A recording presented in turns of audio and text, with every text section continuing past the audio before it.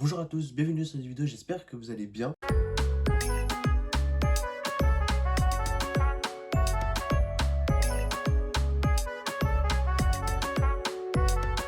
Aujourd'hui dans cette vidéo, on se retrouve pour une story time où je vais vous raconter mon pire entretien d'embauche. Avant de commencer cette vidéo, je vais faire juste une petite parenthèse sur la vidéo YouTube. Parce qu'il faut savoir que ça fait je pense 3 semaines que j'ai pas filmé de vidéo. Donc je suis plus trop à l'aise, enfin j'ai plus trop l'habitude quand même. Donc pourquoi en fait j'étais absente? Simplement parce que vous savez, des fois vous avez grave de la motivation et tout. Genre vous êtes à fond pour quelque chose et des fois genre vous avez une baisse de motivation totale. Genre je sais pas comment dire. Genre vous avez l'impression quand vous vous réveillez, vous avez la flemme de tout en fait. Vous avez de la flemme de vous lever, vous avez la flemme de faire même à manger. Et moi, j'avais la flemme juste de, je sais pas, sortir mon téléphone, filmer, mettre les lumières et tout. J'avais juste la flemme, j'avais envie de rien faire. Tout qu'en plus, regardez ma dégaine. J'ai même pas coupé mes cheveux, j'ai rien fait depuis. Quand j'ai coupé mes cheveux, vous allez voir la différence. Donc, parenthèse close, je tenais à cœur de vous en parler. Nous revenons à nos moutons, donc je vais vous raconter mon pire entretien d'embauche. Il faut savoir que cet entretien-là, c'était un jour de merde en fait, clairement. Parce que franchement, cet entretien, je l'attendais avec impatience. De toute façon, vous allez le voir, je vais vous raconter juste après. Et de toute façon, vous connaissez de toute façon le péripéties en professionnel. Hein. J'ai déjà raconté mon pire job que j'avais fait avant. Bref, de toute façon, mon parcours professionnel n'a pas été extraordinaire, on va pas se le cacher. Du coup, qui dit travail de merde, dit forcément entretien d'embauche de merde. Comme ça, on aura tout vécu dans notre vie, tu vois. Bref, dans ma vie.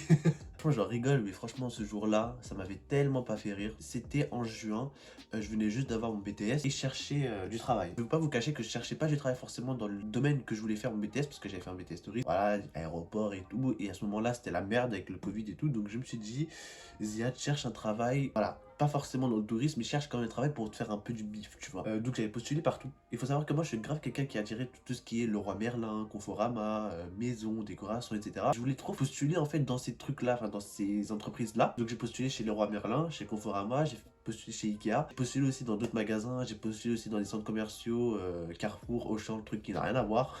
Je voulais juste gagner de l'argent à ce moment-là, je m'en foutais. Et aujourd'hui, je sais que c'est plus quelque chose que je referais. J'ai postulé à Ikea, 2 heures après, je reçois un mail comme quoi ma candidature elle a été présélectionnée. En gros, je devais passer l'entretien en visio. Et moi, quand j'ai reçu le mail, je me suis dit, attends, merde, c'est un entretien en visio avec quelqu'un derrière la caméra. Et non, en fait, pas du tout ça. Ikea, en fait, faut savoir que vous avez un entretien, un pré-entretien en visio, c'est-à-dire que vous allez recevoir un lien, vous allez cliquer dessus, vous allez devoir répondre à des questions, comme si vous allez répondre, comme si vous répondez à un message vocal, en fait, vous comprenez. Donc tout ça c'est chronométré, genre c'est bien strict et tout, genre t'as pas le droit de commencer et tout, genre c'est voilà, tu dois bien préparer. Et en plus tu connais pas les questions avant, c'est à dire que t'as pas le temps de te préparer, tu dois répondre sur le tas, tu vois. Donc c'est ça qui était dur. Donc voilà, je pensais que j'allais pas rater, j'allais rater et tout, je pensais que j'avais fait de la merde parce qu'il y avait des questions vite fait, genre en mode présentez-vous et tout, donc ça c'était facile. Mais il y avait d'autres questions en mode est-ce que vous connaissez des techniques de vente, est-ce que vous connaissez des techniques d'accueil. On m'a fait une simulation aussi, par exemple s'il y avait un client qui était mécontent, parce qu'il faut savoir que moi j'avais postulé, enfin dans toutes ces entreprises là, j'avais postulé dans des offres qui est en relation clientèle, étant donné que ça se rapprochait le plus de le BTS, du BTS que j'avais fait. J'avais fait cet entretien en visio et tout, et franchement je pensais pas que ma candidature allait passer, franchement en toute honnêteté. J'ai dû attendre 2 semaines pour recevoir une réponse, et finalement je l'ai reçu. Donc où j'en étais, il y a mon petit frère qui est passé, bref il a fait du bruit, j'ai complètement oublié le fil de l'histoire. J'ai reçu un email donc pour faire un entretien d'embauche, un vrai entretien en vrai, en physique, tu vois. 2 semaines après, donc franchement c'était un peu long, hein. Franchement pendant ce laps de temps j'ai eu le temps de recevoir mes candidatures, enfin les réponses de mes candidatures de Leroy Merlin et tout, refusées. Donc c'était la seule candidature où on m'a accepté chez Ikea, et en toute honnêteté c'était la candidature que je voulais le plus faire, parce que Ikea c'était vraiment c'était vraiment celui que je voulais faire. Donc du coup je reçois, j'étais super content, voilà. Donc on prend un rendez-vous, la meuf elle m'appelle, elle me dit voilà, enfin en fait, au début, elle m'envoie un mail, ensuite moi je réponds, et après elle m'appelle. Tu vois, genre c'est un peu bizarre. Elle m'appelle, genre comme ça à l'improviste, hein, je m'y attendais pas. Donc elle m'appelle et tout, elle me dit oui, voilà, Ziad, votre candidature vous nous intéresse énormément, et on aimerait, voilà, se rencontrer pour pouvoir échanger. Genre un truc banal, tu vois, genre un truc classique. Donc j'ai dit ok, et je lui ai dit, bah, comme vous voulez.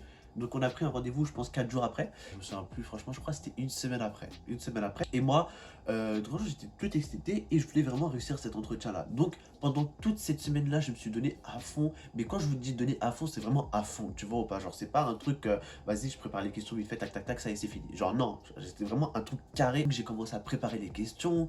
Je suis parti sur YouTube, entretien d'embauche. Je pense qu'on l'a tous fait celui-là. Donc j'ai regardé les premières vidéos et tout, les questions qu'on peut poser dans un entretien, enfin les questions pièges, j'ai tout préparé, j'ai fait des questions préparés, clairement. En mode, je les avais appris. Bon, c'était honnête quand même, hein, mais je les ai appris quand même. Donc, j'ai même, la veille de l'entretien, j'ai même préparé les transports, c'est-à-dire lequel transport je dois prendre, lesquels trains, lequel tramway je dois prendre. Parce qu'il faut savoir que le Ikea où j'avais postulé, il est à 1 heure de chez moi. Et je devais prendre 2 RER et un tramway. Donc, pour vous dire, voilà, c'était bien, mais enfin, en vérité, c'était rapide. Genre, à dire comme ça peut être long, mais en vrai, c'est rapide, tu vois. Voilà, j'ai préparé à l'heure à laquelle je devais sortir, l'heure des trains que je devais prendre. Prévoir aussi un laps de temps, genre un petit laps de temps au cas où voilà, il y a des retards, au cas où le train il arrive en retard, il est pas à l'heure, enfin bref, genre j'ai tout préparé. Voilà quoi, franchement j'ai tout préparé, j'ai préparé ma tenue, costume, repassage, enfin tout, genre vraiment tout. Et arrive le jour J.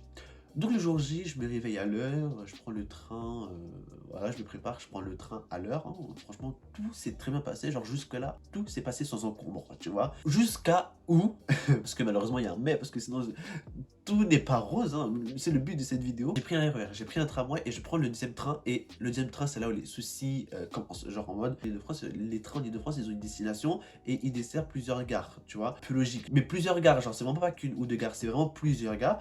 Et il faut savoir que ce jour-là, juste avant la destination, enfin 3 ou 4 stations avant la destination du train, le conducteur il nous dit comme quoi le train est terminus pour cause d'exploitation. Et genre moi je pète un câble parce que en fait le problème c'est que j'avais préparé un laps de retard mais j'avais pas préparé un imprévu. Tu vois, genre j'ai pas préparé s'il y avait un problème de train, s'il y a pas de train. Tu vois, j'ai pas préparé ça parce que ça c'est imprévisible en fait. Et tous ceux qui habitent en Ile-de-France ils le savent très bien. C'est un truc imprévisible, un truc de merde, genre vraiment genre. C'est con de faire ça, tu vois.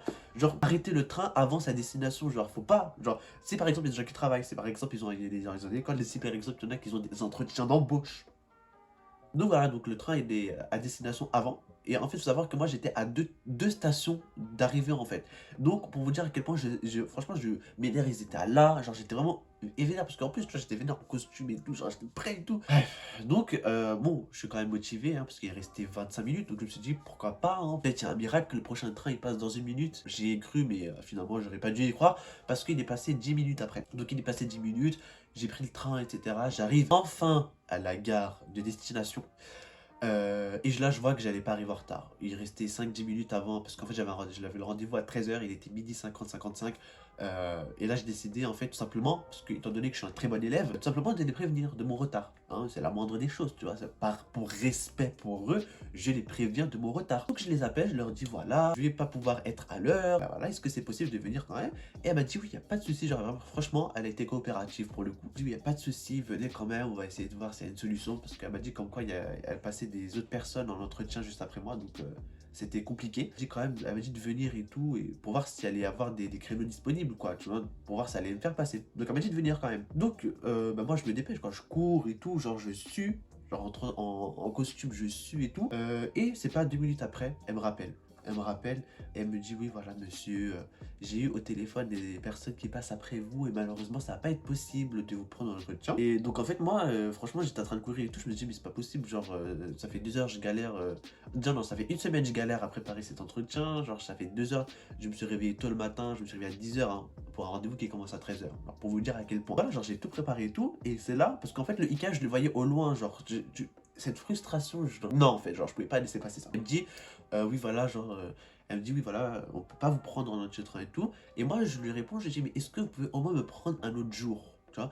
Et elle me dit oui mais pour les prochaines semaines ça va être compliqué et tout, notre emploi du temps ne nous permet pas de se voir et malheureusement entre temps on trouvera quelqu'un. En fait c'est là où j'ai compris qu'en fait c'est pas qu'elle pouvait pas me prendre, c'est qu'elle voulait pas me prendre, tout simplement parce que je pense qu'il y a sa hiérarchie ou quelqu'un qui lui a dit pendant ce laps de temps de 2 minutes entre le premier et la deuxième appel, je pense qu'il y a quelqu'un qui lui a dit, qui a dû lui dire de pas me prendre parce que voilà genre je pense qu'ils ont pas dû accepter le retard en sachant que c'était un retard de même pas 5 minutes, genre pour vous dire à quel point genre j'ai été coopératif, je les ai prévenus, donc je pense qu'ils auraient pu faire la part des choses quand même. Tu vois. Pour vous dire que je suis pas passé, enfin je suis pas resté là, genre tu vois, je suis quand même parti à Ikea avec parce que déjà le train m'avait énervé, alors en plus elle m'avait énervé aussi, donc je me suis dit je vais quand même aller les voir pour aller m'expliquer avec eux parce que voilà je ne peux pas en rester là quoi, tu vois, genre c'est la seule candidature que j'ai eue, Covid, galère de trouver un travail, j'ai tout préparé et tout, et là vous me dites à la dernière minute, à 5 minutes de l'heure où vous prenez, genre en fait c'est comme si vous achetiez quelque chose sur le bon coin, prévoyez un rendez-vous avec la personne avec qui vous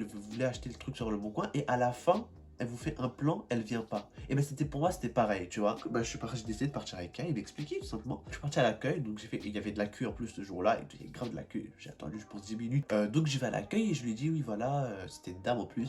Je lui dis oui voilà, moi j'avais un entretien à 13h, prévenu comme quoi j'allais arriver en retard. La dame m'a dit qu'il n'y avait pas de souci et 2 minutes plus tard elle me rappelle, elle me dit que c'était mort. J'ai pas dit comme ça hein, mais vous avez compris. Donc la dame me dit que c'était mort alors que j'étais juste en face du Ikea. Et donc la dame elle me dit oui voilà, comme quoi nos salariés doivent être exigeants dès le début, on pouvait pas vous faire on pouvait pas vous prendre dans entretien simplement parce qu'il y a des autres gens avant vous qui ont eu ce même problème là et qui n'ont pas été pris en entretien, donc c'est un peu injuste. Et moi je leur ai dit mais attends, oui, d'accord, il y a eu des gens qui ont pas, qui sont peut-être arrivés en retard. Mais moi, je lui ai expliqué que c'était un retard de même pas 5 minutes. Tu vois, genre, je sais pas combien de temps ils ont pris de retard les autres, mais moi, c'était un retard de même pas 5 minutes. Genre, pour vous dire à quel point, genre, 5 minutes, c'est rien. Ma référente garantie jeune, enfin si vous connaissez ça, garantie jeune sur le cas, enfin bref, je sais pas si vous connaissez, qui nous a appris comme quoi si on vient en retard genre de 2-3 minutes, c'est grave, mais c'est pas grave, tu vois, c'est ça qui va faire que la personne ne va pas vous prendre en entretien. Vous comprenez? Ça peut faire pencher la balance dans le fait que vous ne pouvez pas être pris pour le poste, mais elle peut pas vous refuser en fait l'entretien. Si ça avait été plus 5 minutes, là j'aurais pu comprendre. Elle me l'a dit en fait, la mission locale. Mais moins de 5 minutes, c'est faisable. Donc moi j'ai trouvé ça dans l'abus un peu. Et voilà, donc je lui ai expliqué, enfin je lui ai dit clairement ça, mais de manière plus polie. Genre, tu vois, bah bref. Et je lui ai dit du coup, j'aimerais bien parler à votre hiérarchie pour voir s'il n'y a pas possibilité de me prendre dans l'entretien, même si ma candidature n'est pas retenue, au moins par respect de me prendre en entretien. Donc elle appelle sa hiérarchie et tout, et il y a un monsieur qui vient costume, baraqué un peu, quelqu'un de grand et tout qui vient. Et voilà, donc à part, à côté des clients. Et voilà, il me dit expliquez-moi, je lui ai expliqué et tout. Et il me dit la même chose que la dame. Sauf que moi, en fait, j'étais vraiment dans l'énervement tout simplement parce que j'ai vraiment voulu qu'on me prenne dans l'entretien, genre, tu vois, sans faire le mec, tu vois. Genre, je sais que je suis arrivé en retard, je sais que je suis fautif. Mais comprenez-moi, une semaine que je prépare cet entretien, j'avais que cette candidature et si j'avais pas cette candidature, bah, tout simplement, c'était mort en fait. Donc je voulais vraiment mettre toutes mes chances de mon côté pour être pris, tu vois. En sachant aussi que je savais que j'avais des potentiels pour ce poste. Donc je me suis dit, c'est dommage, tu vois. Et c'était encore ça qui nourrissait ma colère. Donc voilà, donc je lui explique et tout. Et en fait, là, le ton il commence à monter, mais genre, je sais pas pourquoi. Genre, j'ai commencé à m'énerver. Je lui ai dit, mais vous pouvez pas me laisser ça, vous pouvez pas me laisser comme ça. Enfin, poliment hein, quand même. Hein. Je leur ai dit, oui, mais s'il vous plaît, prenez-moi en entretien. Voilà, même pas 5 minutes, mais au moins laissez-moi le temps de vous voilà quoi de vous déballer ma candidature. Et le monsieur n'a pas écouté. Et en fait il me disait enfin il était assez pressé pour le coup, genre il avait l'air d'être pressé, genre vous voyez les personnes qui sont pressées et qui ont pas forcément envie de vous écouter. Ben ça encore, ça m'a encore plus énervé jusqu'à où en fait ça partait tellement loin parce que je forçais en fait, simplement je forçais pour qu'on prenne l'entretien, genre tu vois. Et jusqu'à au moment où il me dit bah, on va pas pouvoir prendre l'entretien maintenant si vous forcez comme ça. Enfin, il m'a pas dit comme ça, mais il m'a dit si voilà, si vous continuez à vouloir cet entretien-là, ben, on va appeler la sécurité pour que vous sortiez. Parce que simplement, il y avait du monde et il y avait des clients qui nous entendaient, tu vois. Et le mec, il a pas voulu me donner une mauvaise image. Et donc, quand elle a parlé de sécurité, dans ma tête, je me suis dit, ah ouais, non, vas-y, tu sais quoi, s'il veut vraiment appeler la sécurité, genre, c'est mort, tu vois, genre, vas-y, laisse tomber, Ziad, laisse tomber. Et voilà, genre, laisse tomber. De toute façon, je me dis que si ça s'est passé comme ça, c'est tout simplement, c'est que ça n'a pas été forcément bon pour moi. C'est-à-dire que le destin a fait que ça ne soit pas ça allait pas être positif en fait, même si j'allais être pris. Enfin voilà quoi, je pense que c'est le karma qui a voulu que je ne passe pas cet entretien-là. Franchement, je me suis donné à fond et tout. Et pour le coup, il y a des retards qui sont injustifiés. Mais je suis quelqu'un qui n'aime pas arriver en retard. C'est ça le truc. Et quand j'arrive en retard, en fait, j'arrive pas à assumer. Donc c'est pour ça que j'arrive de moins en moins en retard. Enfin, j'essaie d'arriver de moins en moins en retard. Enfin, de l'école, mais en entretien, j'arrive jamais en retard. Genre jamais. Je suis toujours à l'avance. C'était la première fois que j'arrive en retard. Voilà quoi. Donc franchement, bon, j'avoue que c'était un peu de ma faute. Mais voilà, je me dis, je les ai prévenus avant 13h. J'ai prévenu que j'allais arriver en retard. Ils auraient pu faire l'effort aussi de me prendre, tu vois. Mais d'un autre côté, ça m'a fait montrer aussi leur visage, tu vois. Et je me dis, de toute façon, même si j'avais été pris pour ce poste-là, peut-être que finalement, j'aurais pas aimé. La dame au téléphone ne m'a pas dit pourquoi. Elle m'a dit, oui, voilà, elle n'est pas disponible pour 6 semaines. Elle aurait très bien pu me dire, on ne veut pas parce que vous êtes pas ponctuel. Elle aurait très bien pu me dire ça au téléphone. Puis après, finalement, j'ai pas très regretté que ça. J'ai pas regretté en fait, tout simplement. Là, j'ai continué à candidater et voilà, j'ai trouvé un nouvel emploi d'ailleurs.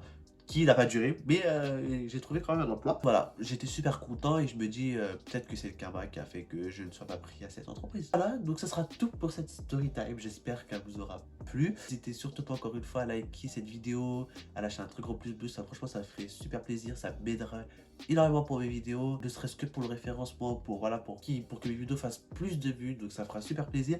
Et à vous abonner pour me soutenir. Nous, on se retrouve donc du coup pour une prochaine vidéo. Salut!